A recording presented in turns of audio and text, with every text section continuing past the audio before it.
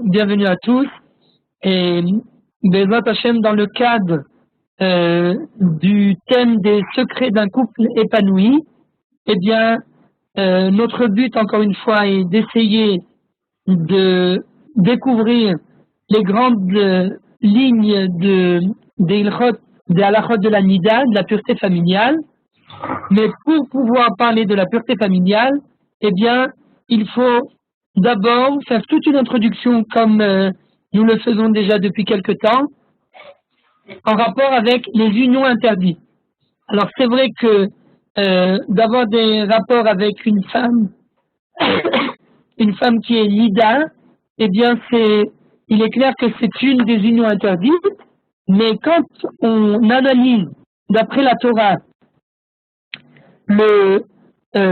la place qu'occupe la femme qui est impure de l'impureté qui a ses règles, eh bien on se rend compte qu'il y a une grande différence entre la femme nida et les autres unions interdites.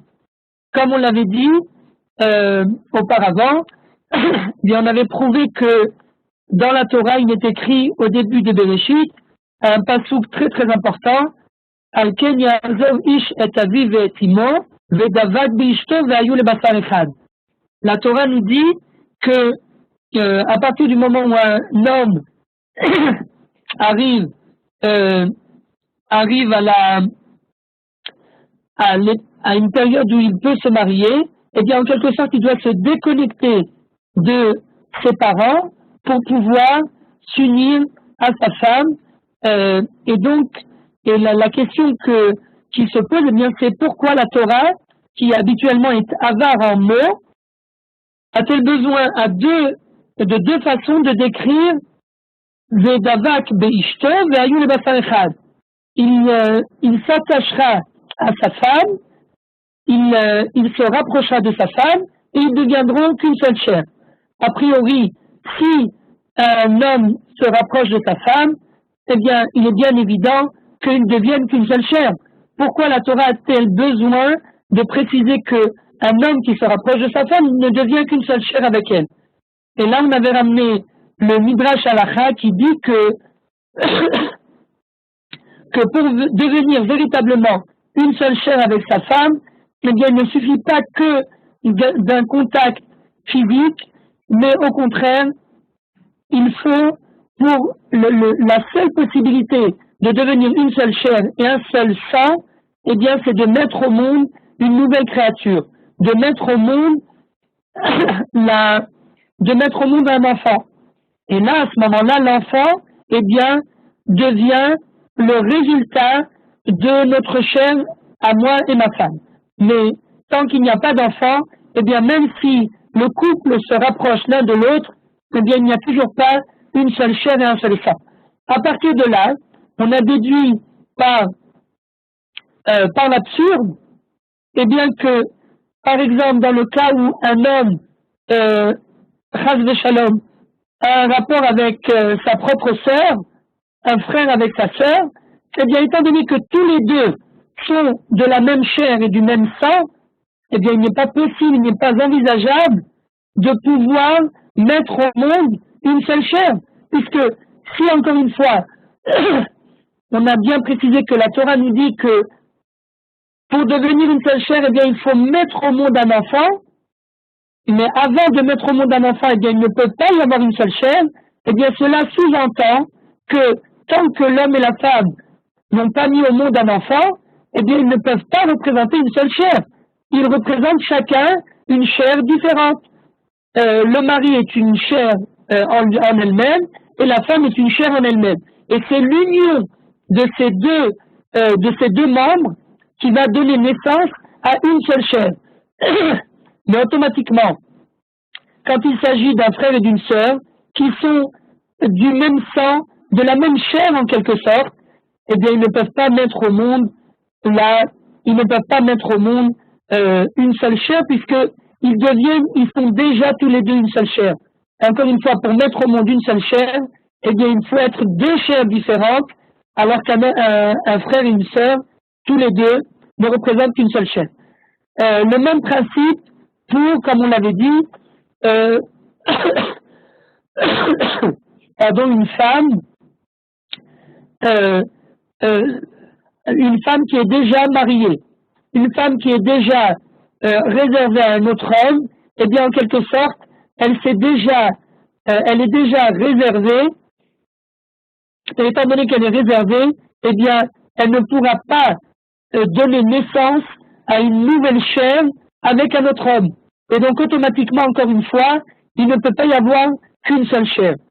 Et il en est de même pour toutes les unions interdites qui sont citées dans la Torah.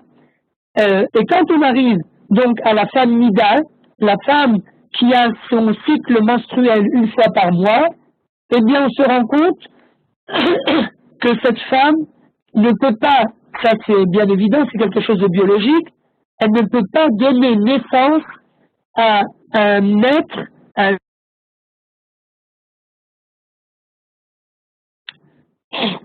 Allô? Allô, allô? C'est bon, on vous entend, hein? Ah, on entend très bien. On vous entend bien. Très bien, pas de problème. Donc, comment? La caméra qui s'est éteinte. Ah, d'accord. Ah, qui marche pas. Pas de problème. Donc, pour en arriver donc, après toute cette introduction, quand on arrive à la femme Nida, à la femme donc qui a ses règles, durant la période où elle a ses règles, eh bien, on peut constater que cette femme n'est pas en mesure de mettre au monde un enfant. Et c'est bien normal puisque à partir du moment où elle a ses règles, eh bien, elle ne peut pas tomber enceinte.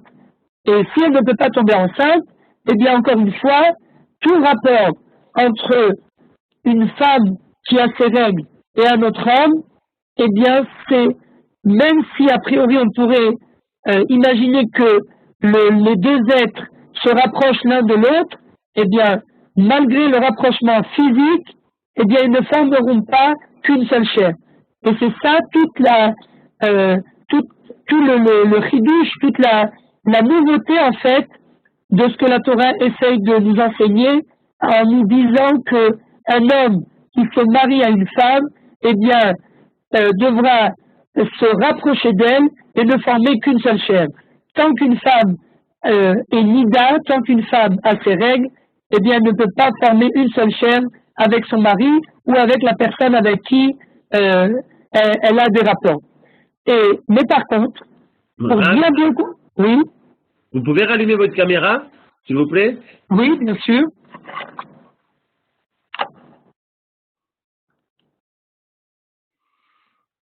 Voilà. Ah voilà, super. Super. C'est bon. Exact. Maintenant, donc, quand on continue de parler de la femme Nida, eh bien, on peut constater qu'il y a plusieurs différences entre toute femme qui est Nida, toute femme qui a ses règles, par rapport à d'autres femmes qui sont interdites à un homme, comme par exemple la femme de mon père, la femme de mon fils ou la femme à mon frère. D'accord? C'est ce qu'on appelle en hébreu les harayot. La femme de mon père, eh bien, je ne peux pas avoir de rapport avec la femme de mon père, bien sûr la femme de mon père qui n'est pas ma mère. Pourquoi? Car avoir des rapports avec elle, ça serait en quelque sorte comme dévoiler sa nudité. Ou bien, par exemple, la femme de mon frère, c'est la même chose. Ça serait comme dévoiler la nudité de mon frère. Ou la femme de mon fils, de Shalom, eh bien, ça serait dévoiler la nudité de la femme de mon fils. Et donc, comme on l'a dit, il existe toutes sortes de femmes avec qui il y a des unions interdites, avec qui il est interdit d'avoir des unions.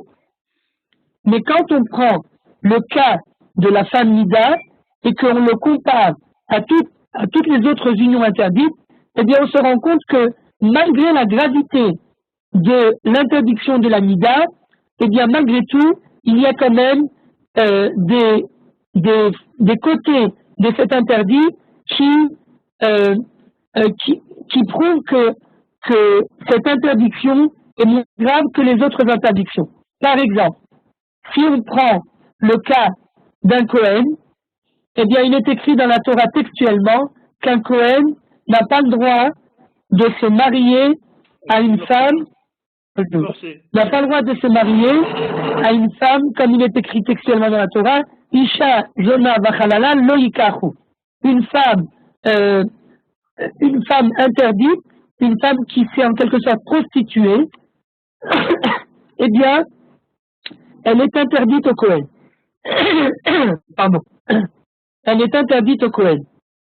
Alors, quelle est la définition, en fait, d'une femme qui s'est prostituée? Comme on le voit là sur la feuille, dans le Shulchan Aruch, Even Haezer, Ilchot Kirya Verivia Siman Vav, eh bien, on voit qu'il est écrit Kohen Asur Minatora, Begrusha, Zona, Vachalala.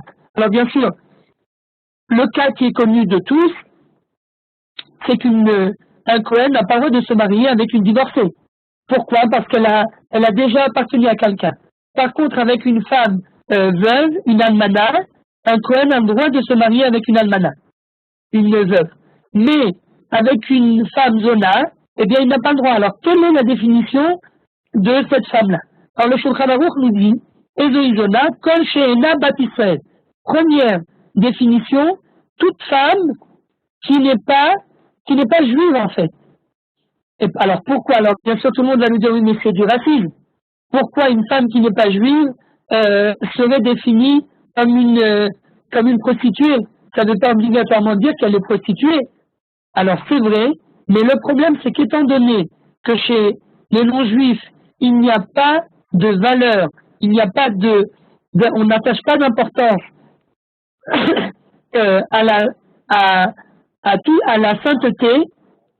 Il n'y a pas d'importance à la sainteté, et bien sûr, il est bien évident qu'un couple qui se marie, eh bien, se porte l'un vis-à-vis de l'autre, s'engage l'un vis-à-vis de l'autre, à se respecter, à ne pas se tromper l'un vis-à-vis de l'autre. Il est bien évident. Mais, comme nous dit le Rambam, le Shulchan Aruch, ce qui manque chez les goïms, eh bien, c'est cette notion de Kedusha. Cette notion de Kedusha qui est une notion de sainteté. Pourquoi? Parce que les goïms, les non-juifs, eh bien, n'attachent pas d'importance à cette Kedusha. Pour eux, n'est qu'un rapport physique. Il n'y a pas de notion spirituelle. Il n'y a pas de notion métaphysique au niveau du rapport corporel entre un homme et une femme chez les non-juifs. Alors que chez nous, dans la Torah, eh bien, encore une fois, comme on l'a dit, le mariage ne représente pas seulement un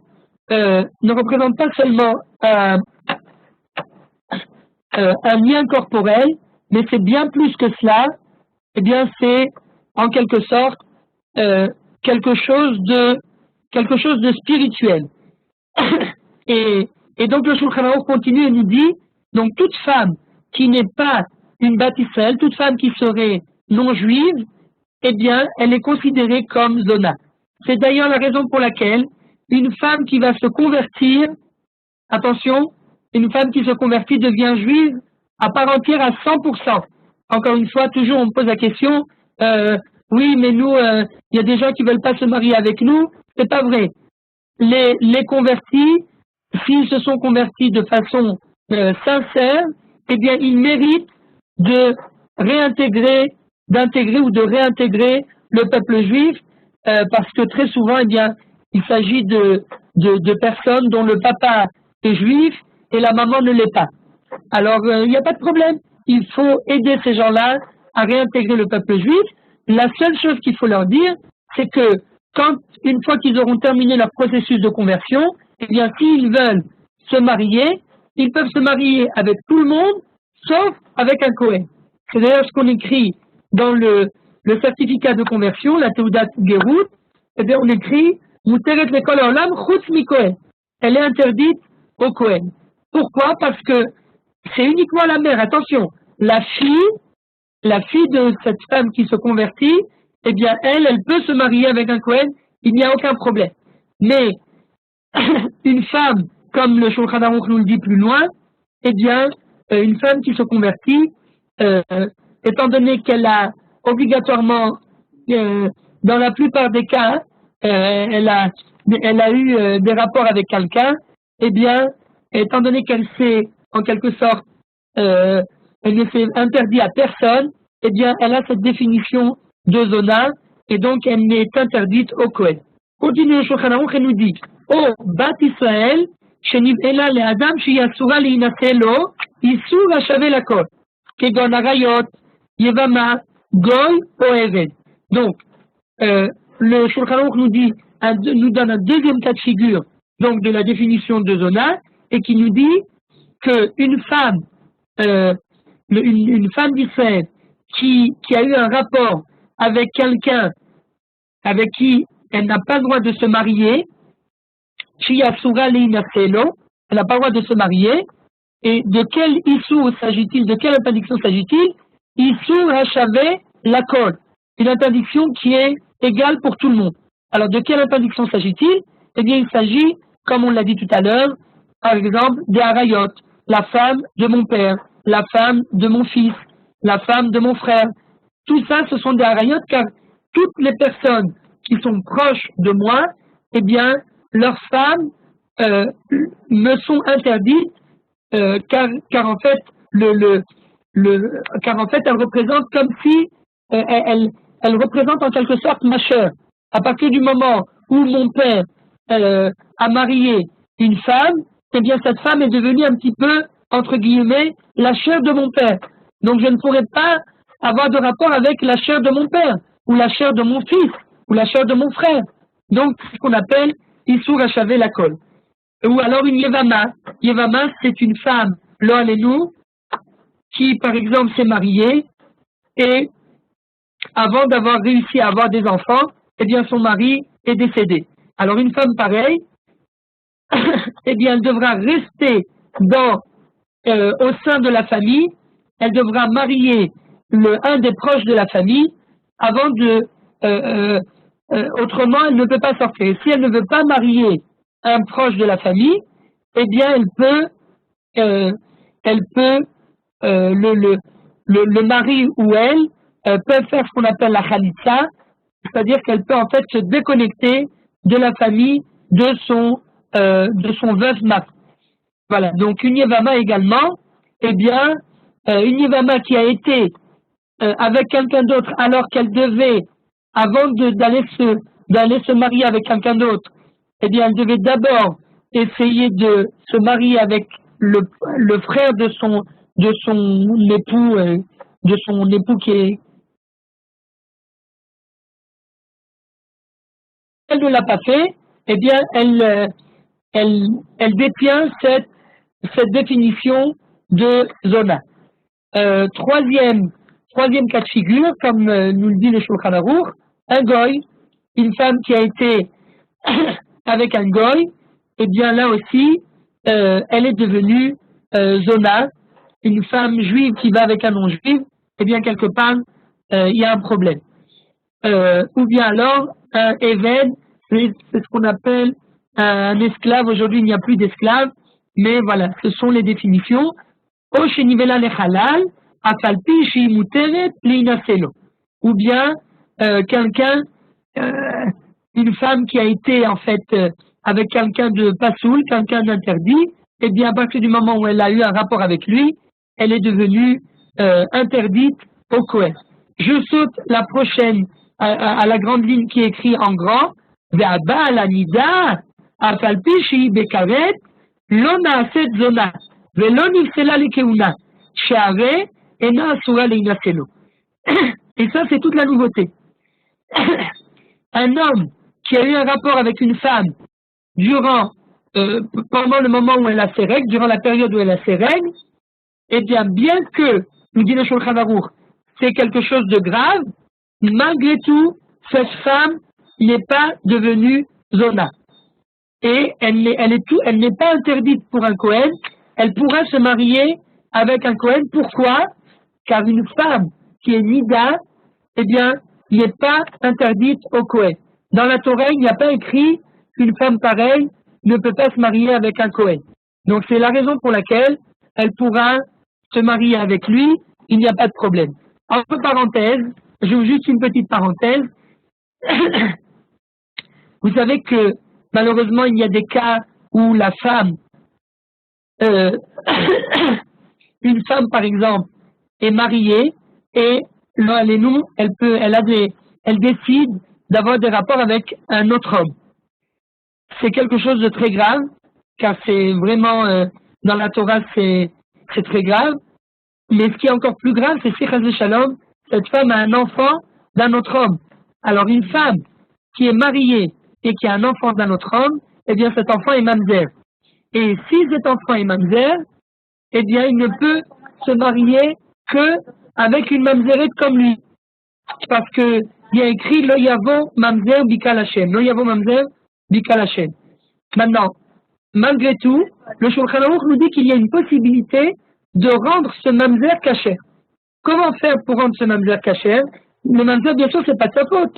Il y est pour rien. C'est sa mère qui a fait cette erreur. Comme nous dit la Mishnah, il vaut mieux un mamzer talmid chacham qu'un Kohen à Maaretz. Pourquoi? Parce que le Kohen, il a un titre de Keuna qu'il a hérité de son père. Il n'a rien fait pour, mais qu'est-ce qu'il fait avec ce titre? Rien du tout. Alors que le mamzer, c'est vrai, c'est peut-être pas de sa faute. Il a un titre de mamzer à cause de ses parents, mais il décide de prendre sa vie en main et de changer son destin, de devenir un talmid chacham. Alors la Mishnah nous dit, Adif mamzer talmid chacham mi Kohen amaret. Parce qu'un Kohen, eh bien, il n'a rien fait pour et il a malgré tout le titre. Alors que le mamzer, lui aussi, il n'a rien fait pour et malgré tout, il se bat pour essayer de changer son avenir. Et il est écrit par la suite, je crois que je vous l'ai ramené sur la feuille, il y a possibilité de rendre kasher un mamzer.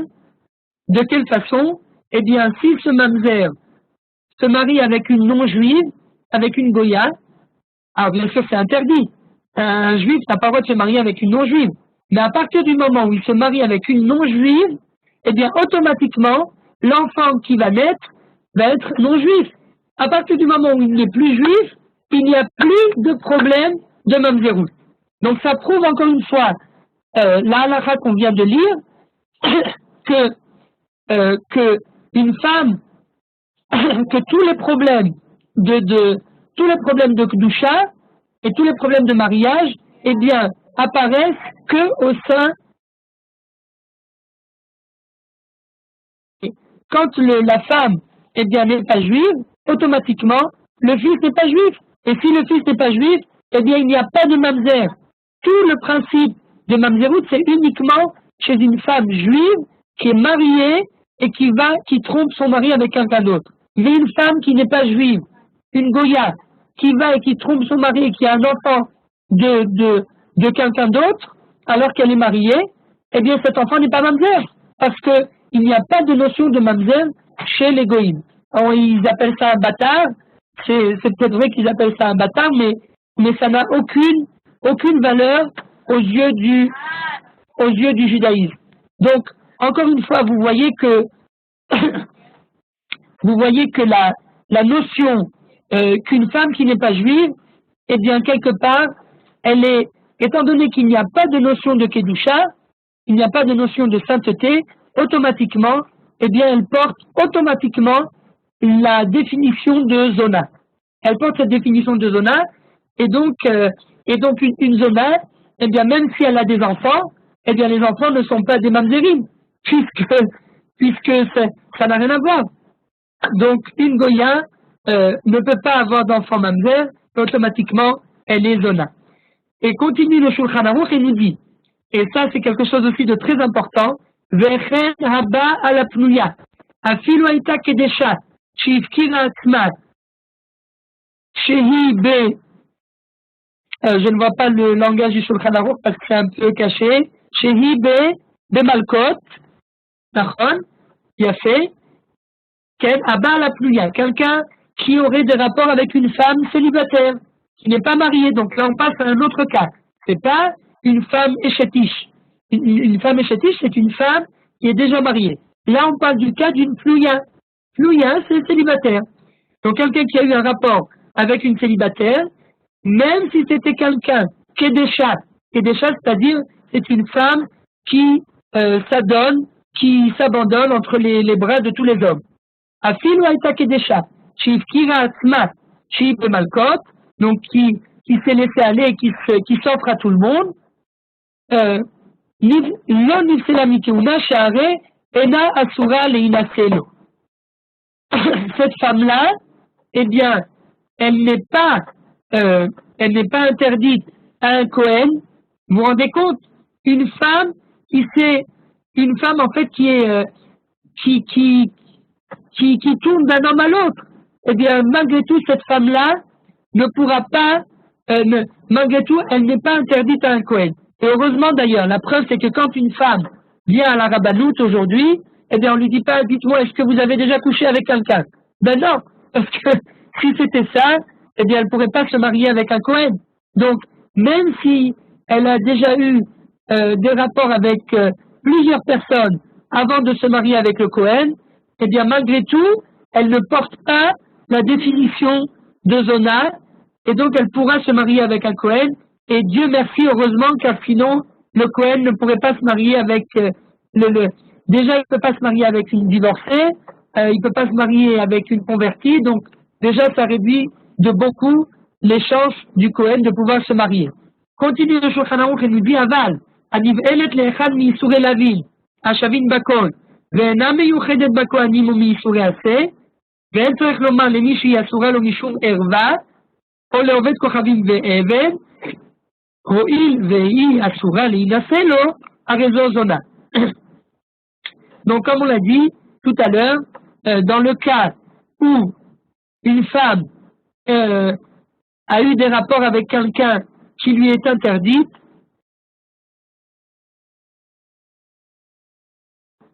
elle devient automatiquement zona, donc le Shulchan Aruch a repris ce langage. Et maintenant, c'est ce dont je vous parlais tout à l'heure, Vechen, Hagioret ve'ameshucheret, afilu nitgairat, ve'nishtachrera pruta mibat 3 shanim, hoil ve'ena bat Israël, arezu zona ve'asura la Kohen.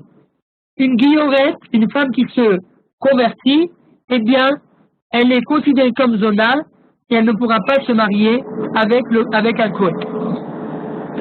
Voilà, donc, tout ça pour vous dire que déjà on voit la différence ici entre une femme prostituée en fait et une femme qui est uniquement nida. Parce que ce qu'on a dit tout à l'heure, une femme qui est célibataire, la première phrase de cette page, toute femme qui est célibataire, eh bien, elle est automatiquement nida. Pourquoi elle est automatiquement nida? Car même si pendant la période où elle n'a pas ses règles, elle a des rapports avec quelqu'un, eh bien, c'est comme si elle avait ses règles. Pourquoi? Car une femme, tant qu'elle n'est pas mariée, eh bien, elle ne va pas au mikvé. Et une femme qui ne va pas au mikvé, eh bien, elle est tout le temps impure de l'impureté de Nida. Même si, au moment où elle a des rapports, elle n'a pas ses règles. Même si à ce moment-là, elle n'a pas ses règles, tant qu'elle n'a pas été au mikvé, eh bien, elle est toujours Nida. Je raconte toujours cette histoire parce que il y a des gens et une fois on m'a posé la question, quelqu'un qui m'a dit, oui, mais Rav, si par exemple, eh ben moi j'aime quelqu'un et j'ai déjà divorcé, etc. J'ai divorcé et puis on va pas se marier tout de suite, on a un certain âge, on a la soixantaine, etc. Comment voulez-vous qu'on se marie? On a déjà divorcé, c'est pas facile. Est-ce que je peux avoir des rapports avec une femme qui va au mikvé avant que j'ai des rapports pour ne pas qu'elle soit en quelque sorte nida? Alors, c'est écrit textuellement dans Shulchan Aruch qu'on n'a pas le droit de faire ça, mais aujourd'hui, attention, c'est un scoop. Faites attention, n'allez pas dire que le Rav Serov c'est un réformiste, mais c'est un scoop. À l'heure actuelle, eh bien, c'est écrit aussi dans Shulchan Aruch, d'ailleurs je vous l'ai ramené ici dans la page d'après, c'est une marloquette entre, voilà, ou bien je ne sais pas si c'est dans celle-là ou dans celle d'après, en tout cas, c'est une marloquette entre le Rambam et le Ra'avad. Quelqu'un qui serait en fait la concubine d'un homme. La concubine d'un homme. Alors le Rambam nous dit, oui, c'est pas, je voulais pas ramener ici, je vous le ramènerai la prochaine fois. Le Rambam nous dit, eh bien, et oui, on n'a pas le droit d'avoir de concubine. Pourquoi? De peur que cette femme n'aille pas au migré. Et le Ra'avad, lui, qu'est-ce qu'il nous dit? Le Ra'avad nous dit non. Si quelqu'un, c'est en quelque sorte, a désigné une femme, et il n'est pas marié avec elle, il n'a pas fait de kiddushin, il s'est pas marié sous la choupa, avec une touba, mais il fait en quelque sorte désigner cette femme comme concubine. Eh bien, le Ra'avad nous dit que cette femme, sûr, si elle va au mikvé avant, eh bien, elle lui sera autorisée. Et cette halakha, eh bien, à l'heure actuelle, sert à beaucoup de gens qui sont âgés, qui ont été traumatisés par le mariage et qui ne veulent pas se remarier, qui ont besoin de vivre une vie de couple.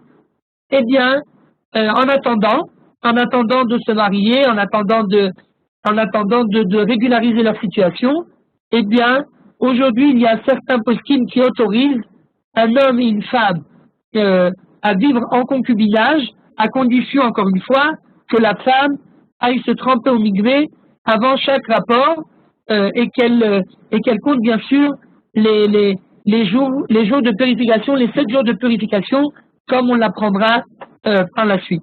Tout ça pourquoi? Eh bien, c'est vrai que c'est pas l'idéal, c'est vrai que c'est peut-être pas c'est pas la notion de mariage par excellence comme on l'a vu auparavant, mais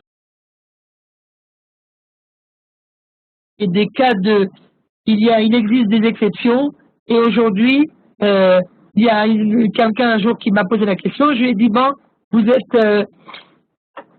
pouvez vous appuyer sur l'avis du Ra'avad, mais attention, à chaque fois, veillez à ce que votre concubine, eh bien, aille au mikvé, et surtout, c'est en attendant qu'un beau jour vous vous mariez ensemble. Voilà. Donc, encore une fois, ce qu'on voit à travers ces halachot, eh bien, on voit que la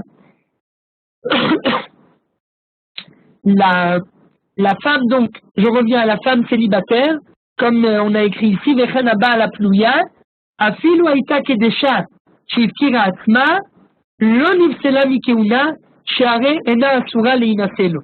Donc, une femme qui est célibataire, même si elle s'est donnée entre les mains des hommes pendant longtemps, eh bien, malgré tout, elle n'est pas interdite à un Kohen. À la différence d'une convertie qui, elle, est oui interdite à un Kohen. Alors, et pourtant, on a dit que la plouya, la femme célibataire, eh bien, elle est toujours impure de l'impureté de la nida, tant qu'elle n'a pas été au mikvé. Donc, qu'est-ce qu'on peut voir d'ici? On peut voir que, malgré la gravité d'une femme, malgré la gravité et l'interdiction d'avoir des rapports avec une femme qui est nida, malgré tout, elle n'est pas appelée zona, elle n'est pas interdite au Kohen. Et c'est ce qu'on voit dans la halakha d'après, le Shulchan Aruch, dans le Ilchot Ishut Siman Tedvav, Elu she'asurot michamat erva, mehen min haTorah, mehen min derabanan, otan she'en min haTorah, en kiddushin tofsim bahen, ve'otan she'en min derabanan, kiddushin tofsim bahen, ve'tzricha get. Donc, qu'est-ce qu'on voit d'ici? On voit d'ici que les femmes qui sont interdites parce qu'elles sont appelées erva, encore une fois, c'est un lien de parenté très proche, eh bien, quelqu'un qui voudrait se marier avec une femme qui est pour lui erva, eh bien, les kiddushin sont nuls et non avenus. Les kiddushin ne marchent pas. Pourquoi? Eh bien, parce que le mariage n'est pas concevable. Alors que si vous regardez la suite, quelqu'un qui marie une femme pendant qu'elle est nida, eh bien, les kiddushin sont valables. Les kiddushin marchent. Et la grande question, c'est pourquoi? Encore une fois, quelle différence y a-t-il entre une femme qui est nida et une autre femme? Eh bien, la réponse est la même que ce qu'on a vu par rapport à Zona. Une femme nida n'est ni Zona, même si elle s'est adonnée à la prostitution ou ce que vous voulez, elle n'est pas Zona. Et une femme nida, une femme nida donc qui a eu des rapports pendant qu'elle était nida, ça ne l'a pas rendue une prostituée, une Zona. Et encore une fois, si un homme a marié une femme tant qu'elle était nida, eh bien les kiddushin, le mariage est valable. Le mariage marche. Donc vous voyez bien que malgré la gravité de l'interdiction de la nida, eh bien on peut voir que il y a quelque chose de spécial chez cette nida. C'est la question qu'on va poser. On passe à la prochaine feuille. Et dans la prochaine feuille, voilà, vous voyez Elusha Surot Nifama Terva, pardon, voilà, à Mekadesh. Alors voilà, on passe au Shulchan Aruch d'après. À Mekadesh Achat Mikol Harayot Lo Asa Klum She'en Kiddushin Tovsim Bahen Chutz Mehanida She'amekadesh Nida Mekudeshet Kiddushin Gmurim. Quelqu'un qui marie une femme alors qu'elle a ses règles, eh bien, le mariage est valable. Le mariage, on peut cautionner le mariage. Alors le Shulchan Aruch dit bien sûr, il vaut mieux ne pas marier une femme tant qu'elle est nida. C'est pour ça qu'aujourd'hui, il y a plein de systèmes avec des pilules pour essayer de calculer en fait le temps exact où la femme va avoir ses règles. Mais en théorie, si quelqu'un marie une femme alors qu'elle a ses règles, alors qu'elle est nida, eh bien le mariage est valable.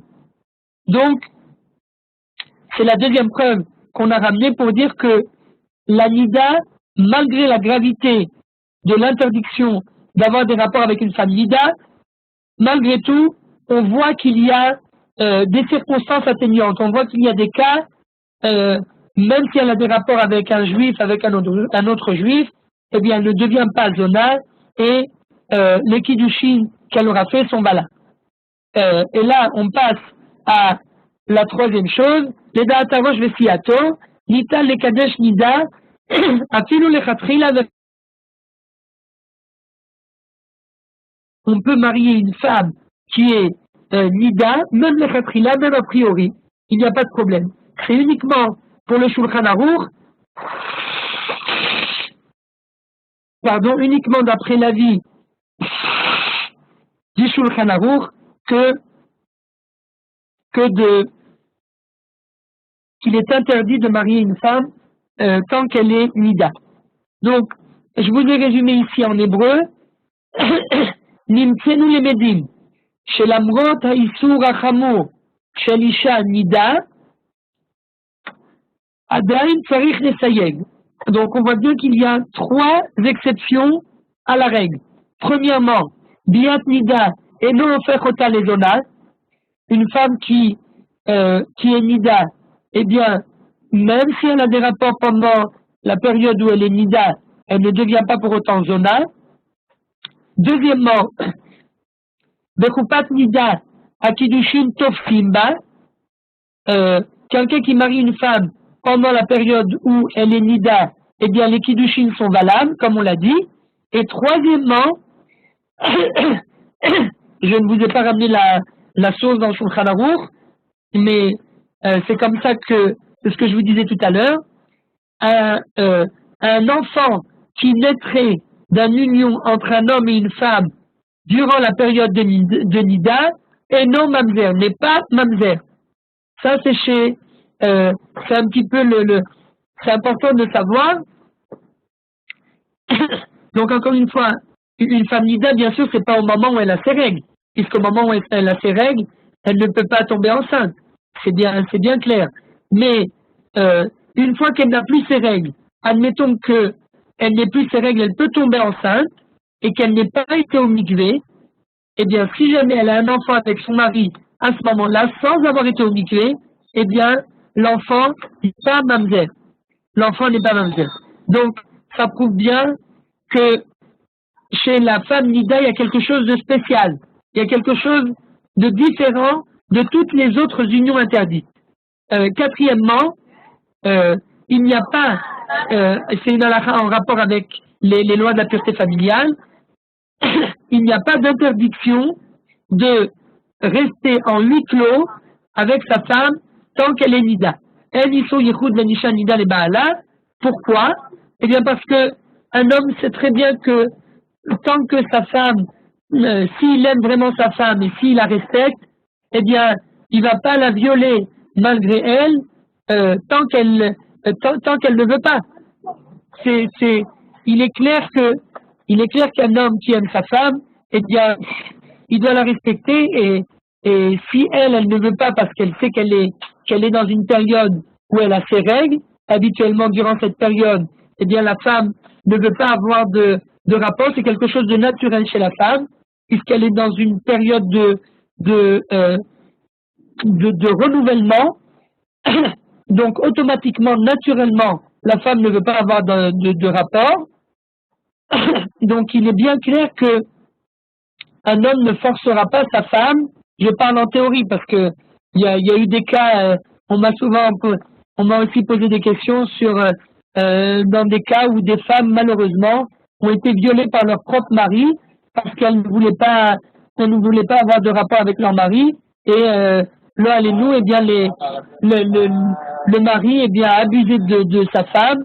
C'est quelque chose de traumatisant qu'il ne faut jamais faire parce que pour rétablir le rapport entre un homme et une femme après un traumatisme pareil, eh bien ça peut prendre des années parce que la femme aura été marquée à vie par son mari. Mais en théorie, si l'homme est censé et il est normal dans sa tête, eh bien il ne forcera pas sa femme à avoir des rapports avec lui. Il faut justement au contraire essayer de convaincre sa femme, essayer de la caresser gentiment, de lui dire des mots gentils, de la convaincre à avoir des rapports avec lui, mais à aucun moment, chas v'shalom, ne jamais forcer la femme. Vous avez qu'à faire un jogging autour de la maison, ou bien faire des pompes ou faire de la musculation. Si vous avez du mal si une personne a du mal à ne pas avoir des rapports avec sa femme parce qu'elle ne veut pas, un soir elle est fatiguée ou quelque chose, eh ben c'est pas grave, on attend le soir d'après. Mais en théorie, les Chachamim disent que un mari qui aime sa femme, eh bien le Yetzer Hara, son mauvais penchant ne va pas l'attaquer au moment où sa femme a ses règles. Il se contentera de paroles douces avec sa femme et il n'aura pas à un tel point de telles envies jusqu'à l'attraper et chas v'shalom la violer. Donc c'est pour cela qu'il n'y a pas d'interdiction de yichud, il n'y a pas d'interdiction d'être en huis clos avec sa femme durant la période où elle est nida. Et donc la question qu'on pose, eh bien c'est pourquoi la femme nida est-elle tellement différente de toutes les autres femmes, de toutes les autres femmes interdites. C'est ce que je vous ai écrit ici. Nimtsenu les Medim, chez Bli les Maet, Michumrat Aïssour, sans pour autant dédouaner l'interdiction d'avoir des rapports avec une femme nida, malgré tout, Adaïn, Yesh la Torah Yachas Shone Klape Nida. On voit bien que Leumat Shara Arayot, on voit bien que la femme nida, eh bien, c'est quand même moins grave que les autres femmes interdites. Et la question est pourquoi? Et grâce à cette réponse, eh bien, nous pourrons, Bezrat Hashem, la semaine prochaine, entamer encore un pas pour comprendre encore mieux, parce qu'encore une fois, quand on comprend bien les définitions de la femme nida, eh bien, c'est beaucoup plus facile d'accomplir ces halakhot qui ne sont pas toujours très faciles, qui peuvent être parfois restrictives et qui peuvent empêcher la personne quelque part, qui peuvent étouffer un petit peu la personne. Donc la question c'est pourquoi cette interdiction de la femme qui a ses règles, eh bien, est moins grave que les autres femmes interdites. Alors, on peut donner deux réponses à cette question. La première, eh bien, c'est parce que l'interdiction d'avoir des rapports avec sa femme tant qu'elle a ses règles, eh bien, c'est quelque chose de limité dans le temps. Une femme ne peut pas avoir ses règles plus de 7 jours au grand maximum. Il y a des femmes qui ont leurs règles pendant 3 jours, 4 jours, et des femmes qui ont pendant 5 jours, 6 jours, 7 jours au grand maximum.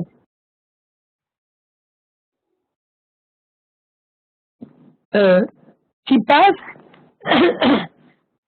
une interdiction limitée dans le temps, eh bien automatiquement, c'est ce qui explique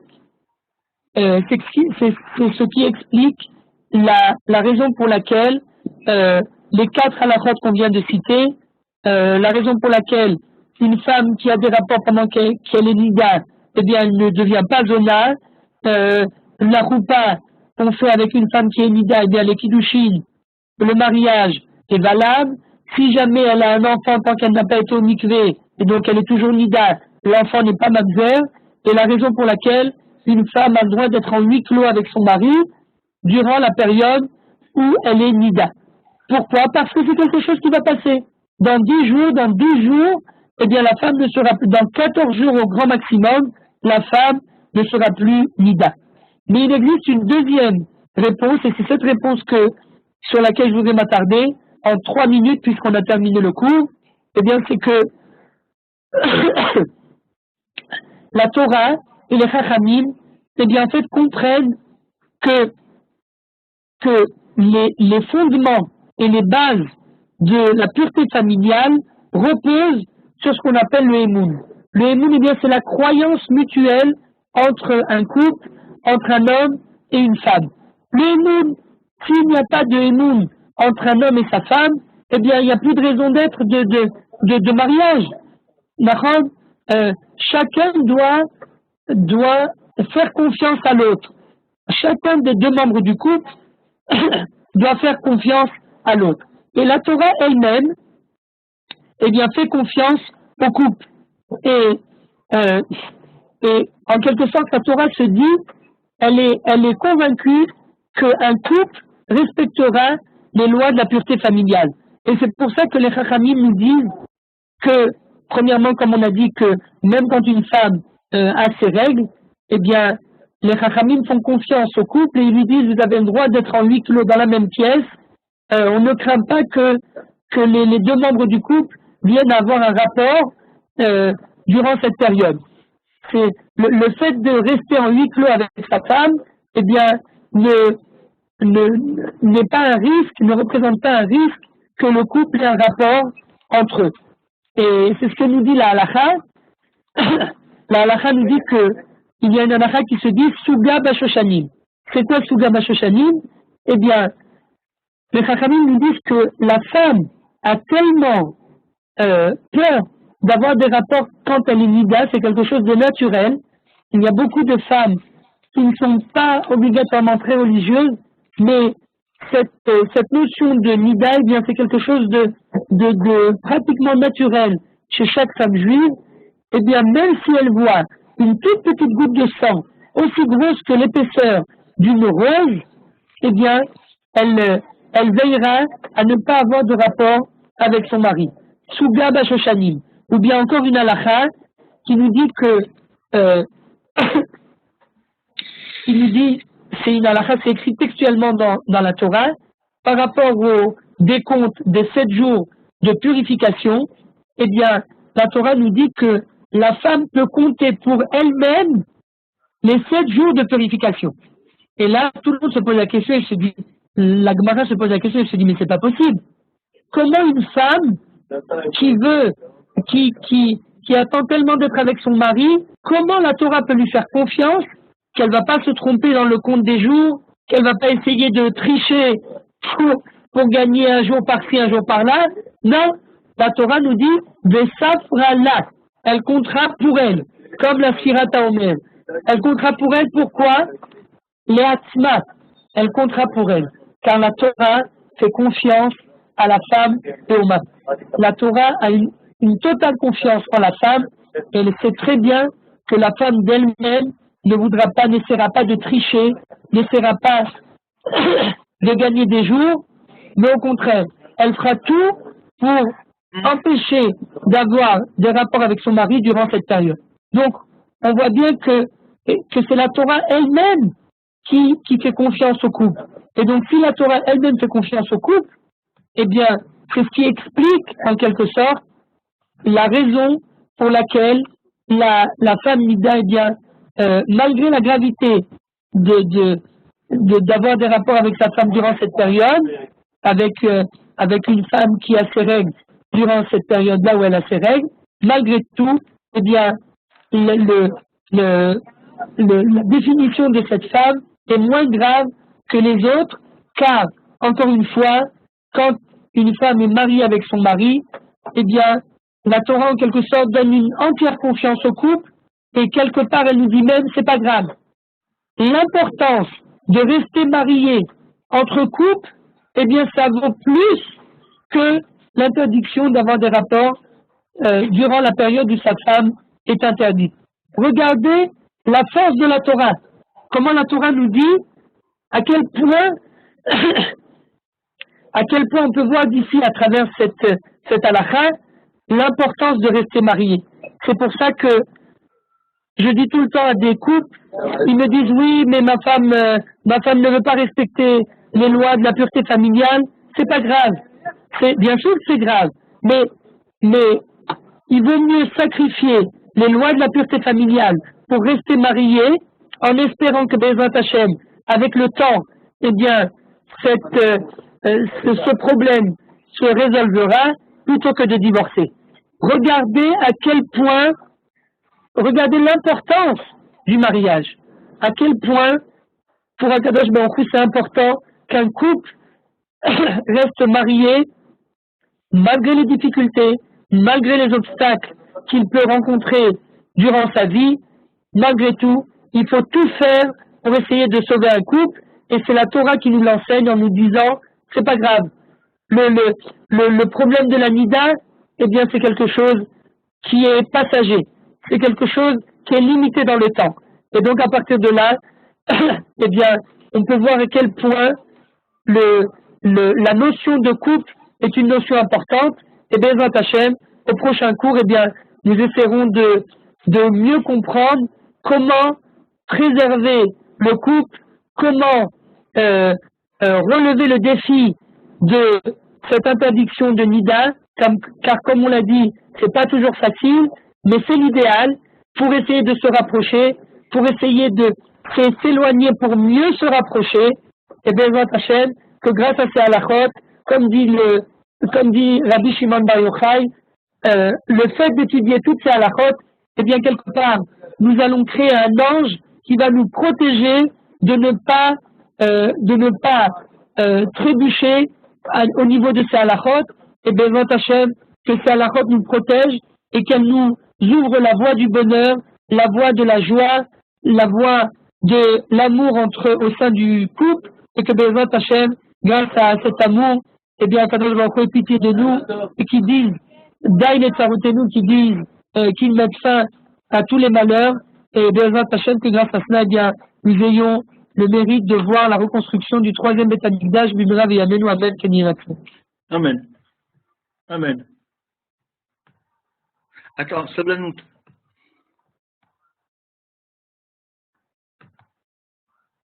On n'entend plus. J'entends plus, hein. On n'entend plus. Oui, bonsoir, merci beaucoup Rav Seror.